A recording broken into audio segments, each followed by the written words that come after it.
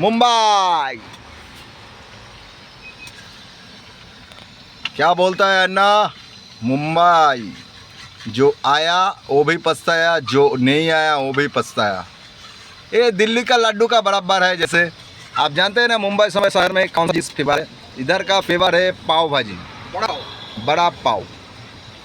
তো গাইস, এই যে আমাদের গোপালদা এখানে আছে। Hi guys. বেশি পাকামো করবো না, হিন্দিও বলবো না। আমিও হিন্দি, মানে আমিও বাংলা লোক, গোপালদাও বাংলা লোক।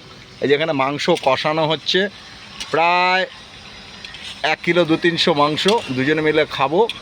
আর তোমরা খেলে চলে আসতে পারো, তোমাদেরকে নেমন্তন্ন রইল।